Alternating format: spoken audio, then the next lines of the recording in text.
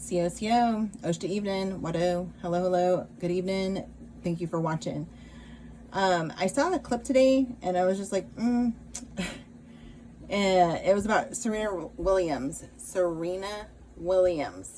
and she was in a hotel, getting ready to go and promote something that Kim Kardashian was doing with her, Skims line and stuff. And she was talking about cotton. There was something in a vase, and she's like, what do you guys think about cotton as a decoration? And so she picked it, right? And then she rubbed it on like her fingernails or something like that, and said, oh, it feels like all natural cotton. And she's like, ugh, right? So I'm not really sure. I guess it's just all the like things that they've been saying since before I was even born or whatever, I don't know. But it seems to me like with all that going on, that generational, like, whatever you want to call it, I don't know, it has erased from people's memories that all walks of life, all colors of the rainbow and everywhere in between, has picked some stuff in order to make some money. So my dad, white, Italian, Cherokee.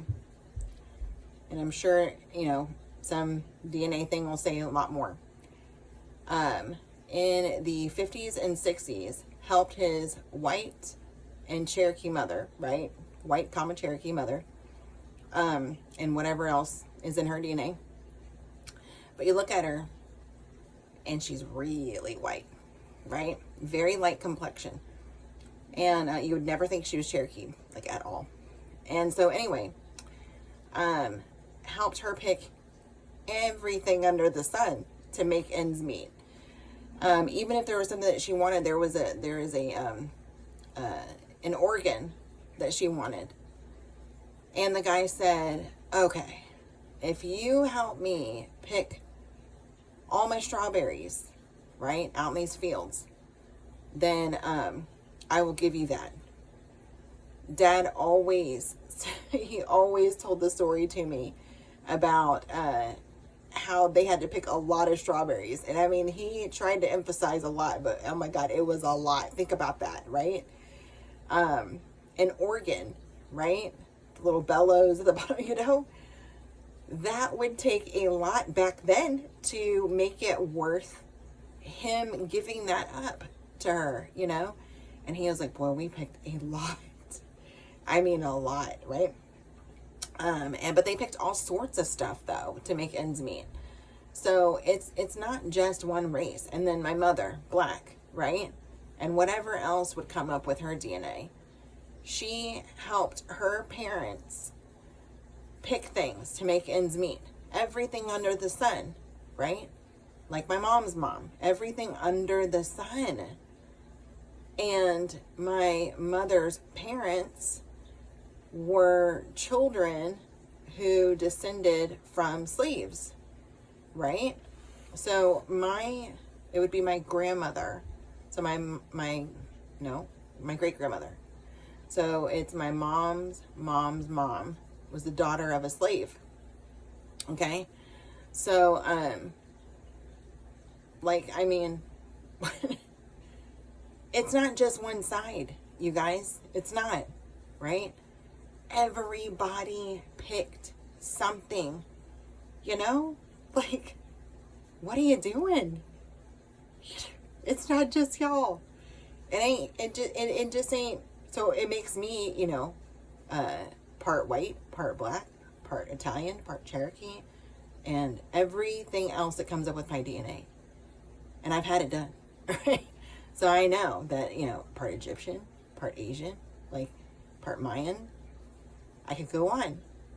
So you look around, I'm sure you couldn't, you know, you shouldn't do it because it's assault, but I'm sure you can't see somebody and spit like in a crowd and be like, oh yeah, you didn't experience hardships. You never picked anything. Your people didn't own slaves, or they did own slaves, or whatever it is, however you want to do that, right? We all come from descendants of something. Indentured servitude is slavery. Just saying. It wasn't just, oh, let's, we need people to pick stuff. No, is if you owe me something and you cannot pay.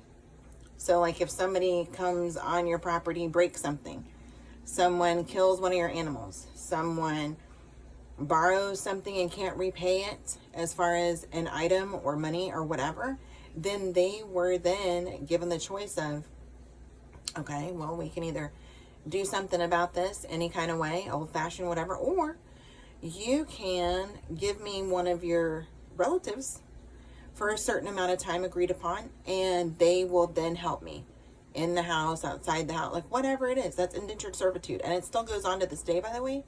And every form of slavery still goes on to this day, by the way. Is it okay? No. I don't agree with any of that. Was it the practice that everybody grew up with? Mm-hmm. It was. So think about it. Whenever our civilization gets to the point where we actually do have a different form of transportation, and it's like, oh, remember when back in the day they had roads and infrastructure and all this other kind of stuff, and everybody else is, or they had horse and buggy and all that. How about this? The people that used to do horse and buggy and, or just like pull carts with whatever, mules, oxen, like whatever you want to name it, right? And you tell them in the future that they're going to be cars. And I'd be like, what? And then as time rolled on, people were very reluctant to get things like electric in their house. Like they even depicted it on Downton Abbey, which everybody loved. Whenever they put electric in the house, the grandmother was like, oh, that's too bright. Like it's hurting my head. Like she couldn't wrap her mind around it in the beginning. When you grow up with the way that they grew up with back then, trying to make money and generational wealth and all that kind of stuff, they didn't have machinery, right? Then machinery comes around and it's outrageously expensive, right? It's cheaper to have the help of people, right?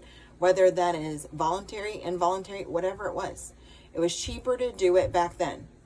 People have since evolved in our country and other countries too, but again, it still goes on, right? Let's be real.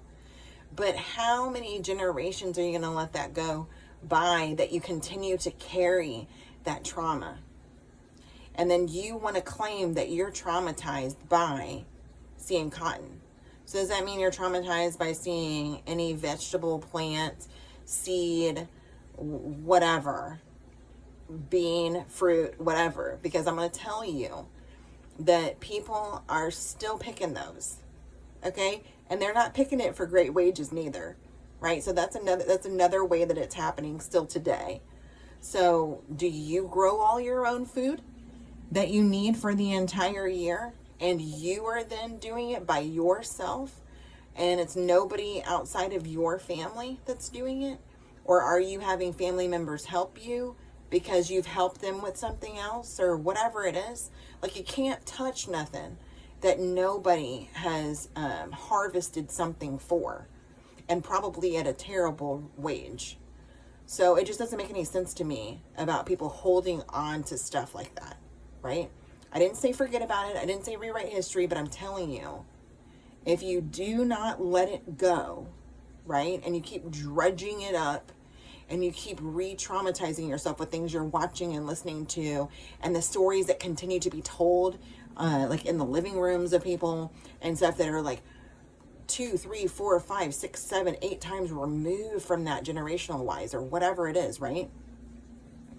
It keeps programming your brain. It keeps those stresses like elevated. It keeps the inflammation in the body. It keeps all this other kind of stuff.